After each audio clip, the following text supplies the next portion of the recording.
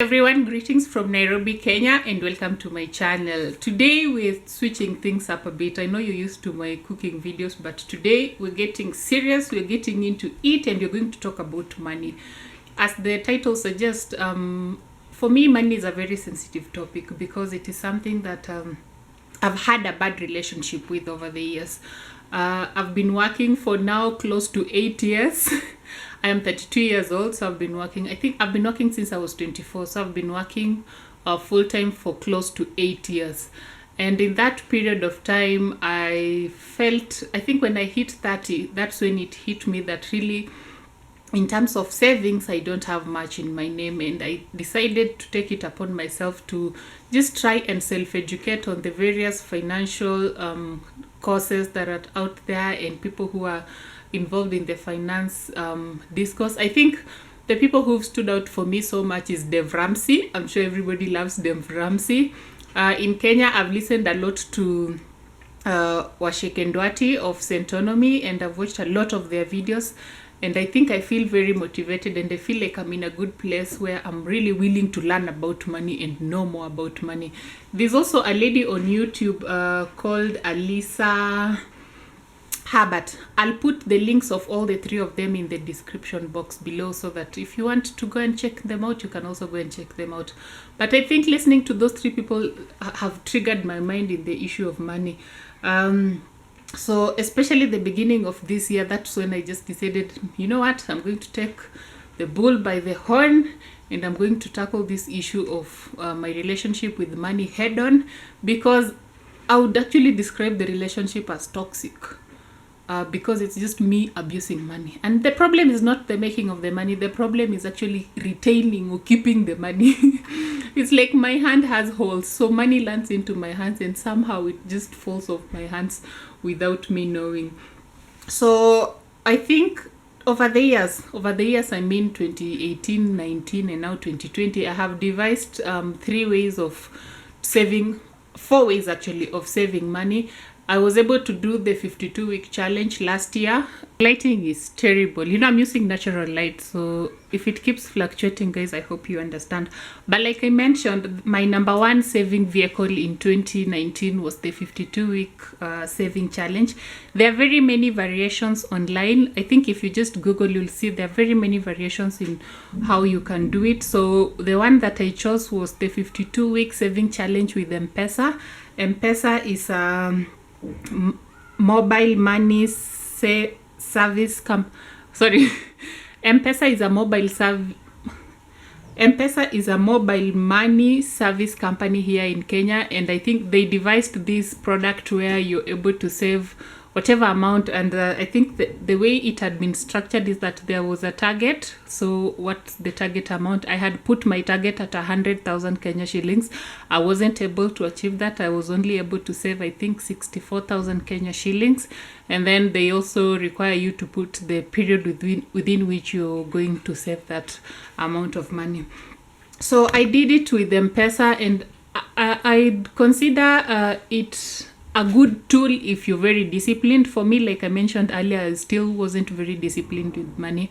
But for people who are very disciplined and very focused, that's a very good saving tool, because I think they also had a very small interest that they granted us at the end of the challenge. But the biggest challenge that I had with that M-Pesa 52-week saving challenge was that you could still access your money. I think if you made an application within 48 hours, you are able to access the money. So for me, once the money is easily accessible to me, then it literally loses the purpose. So very many times I was able to save, but then a small emergency comes up and I was just quick to withdraw the money, and that's why I wasn't able to meet my target of 100,000 shillings. But I still considered 64,000 shillings not so bad. Not so bad.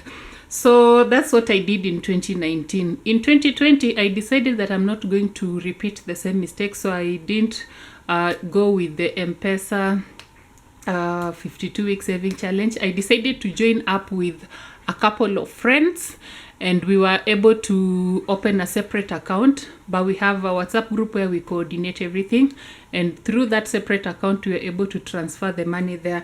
And this I'm just going to show you a slide of how the challenge that I'm doing this year works, because this year, as opposed to last year where I did 100 shillings, this year I'm doing 300 shillings. So the total at the end of the year will be 413,400 shillings. So I figured at the beginning of the year, of course, the challenge is very easy because you're just removing 300, 600, 900, because what happens is the money you add, the money increases every week. So if in the first week we paid 300, then the second week 600, but since I am employed and I only get my salary once a month, I decided to divide the 413,400, that is the lump sum, into 12 months, and I was able to get, I think it's roughly 30,000 shillings per month. So I decided I'm just going to be paying 30,000 shillings per month. But even with that, I'm still struggling because I was only able to pay January and February. In March, I paid 10,000 shillings because some issues just came up. So I'm hoping that in April, I'll be able to top up and continue with the challenge. But the good thing with dividing, paying it by average is that at the end of the year, the amounts are going to increase. If you look at this table, the amounts have gone in very high, and I think for some people that's when they drop out of the challenge, because then it just becomes too much and they can't keep up. So using an average method, for me, I find it works. But like I said, there are very many variations out there online. Just Google and you can decide which variation works for you. But this one works for me. So crossing my fingers that I'll be disciplined enough so that I can go through this challenge, and at the end of the year I'll have some good money. So that is the 52-week challenge, and I think I consider that now my main saving vehicle. Number 2, the mode of saving that I use is merry-go-round. We call it Chama. So together with a group of 4 friends, so we are total 5, we came together. I think this is our 3rd year now, where we decided that every month we'll be doing merry-go-round, just putting some money together and giving it to one person. The selection method is just numbers, random numbers are issued, and then, so we are, I think this is season 5 for us, yes, and I'm the last one in this season, so I'll be receiving my money sometime in August. And in this Chama, we contribute 5,000 shillings per month. Each one of us contributes 5,000 shillings per month. So this is another one that we use. I don't consider it the main one because of the other modes of savings that I also have. But I think this is also important for me because these are people that I know, these are friends that I closely associate with. Additionally, the objective of the group, the Chama group, is not just financial, it's also social. So we have other social things that we do together. So this is a good one for me because now you see we are able to retain the friendship but also gain financially. Number 3 for me is a savings account, which this one actually I considered my emergency account. But let me tell you, last year I was able to save, I think, 145,000 Kenya shillings. But in February this year, I had a big purchase that I had to make, so I withdrew everything. Let that sink in. I know Dev Ramsey and Washekendwati are just cringing maybe when they hear this, but that's actually the reality of things. I withdrew everything. So I've started to build up my emergency fund kitty afresh. And I'll show you, because I save with CFC Stanbic, but I'll just show you the slides of the messages that the notifications that I receive from the bank. So as we speak now, I do not have an emergency fund, and we are in the middle of a pandemic. What a tragedy. But that is life. So I'm really going to put a lot of effort into the issue of an emergency fund, and I'm going to pump in as much money as possible. Dev Ramsey, I think, recommends that you should have 6 months savings. 6 months savings, I think. If it's not that, I'll just put here what he recommends, which I think I agree with him. So I have a really long way to go, but it's something that I'm determined to do, and I think I'll be able to achieve it. Number 4 saving vehicle that I use is a Sacco. A Sacco is just an organization of people who have a common interest coming together to save money, and there are other products involved. So personally, I am in 2 Saccos because I am in the legal space, and in the legal space here in Kenya, we have the Law Society of Kenya Sacco, which I'm a member, and I'm just so happy that I was able to join that Sacco a long time ago. On impulse, actually. It's not something that I thought through. And the good thing about the Sacco is the requirement for minimum deposits. So unknowingly have just been depositing in money. And the good thing is that it grows over the years. I think the second benefit of the Sacco, and the reason why I like it, is the credit. Yeah, like you mentioned, I think in February this year I had a big purchase and I needed credit from the Sacco, and I was able to get. And the good thing with that is that their interest is very low, and you could get up to 3 times your savings, and the products are just good. So I'm a member of the Law Society of Kenya Sacco, and I am happy. And I think that's a very good decision, because even as you're servicing the loan, you still need to make your minimum contributions. So there's some money going in, and it can take care of emergency. The second Sacco that I'm in is a church-based Sacco. I go to Consolata Shrines Church, and they have a self-help group. So this is something also that I didn't think through. And like I told you, my relationship with money has just been up and down, up and down. So one day we are in church, and they announced that there is this self-help group, and people can come together, and they normally contribute money.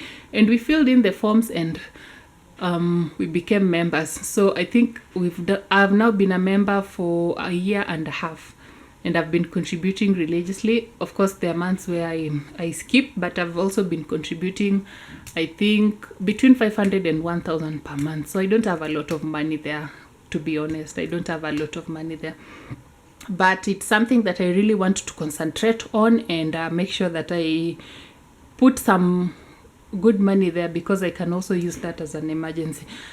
So that is my savings vehicles. Like I mentioned earlier, I have 4: the 52-week challenge, the Sacco, 2 Saccos actually. I have the Chama, and I have the bank account. So those are the modes that I use, and I think I really want to continue with this relationship about money, because for me it's very important. And like I mentioned, I'm just coming to you very open. I have had a really bad relationship with money, and it's something that I want to improve on. So I consider these vlogs my accountability partners. Actually, it's something that I can always look back at and see, this is where I was, and this is the improvements that I want to make, and things like that. So guys, please comment below with the savings vehicles that you're using if you're in Kenya, and even if you're elsewhere in the world. Just let me know what other savings vehicles are available out there. What are you doing to stay disciplined with money, because discipline is the biggest challenge, I think. Not even making the money, it's just staying disciplined with whatever little you have made. So what are you guys doing to stay disciplined and make sure that you commit to whatever financial decisions you make? Because I think 2020, I have made up my mind. It is about financial freedom. Not even independence. I think financial freedom is the word for me. So let's go through this journey together. I'm going to shoot so many of this kind of videos. So if you're interested, please subscribe, and then I'll be able to share more. On 1st of May, I'm going to shoot a budget video, budget for beginners, which is something that I also struggle with so much. So stick around and you'll be able to watch that, budgeting for beginners.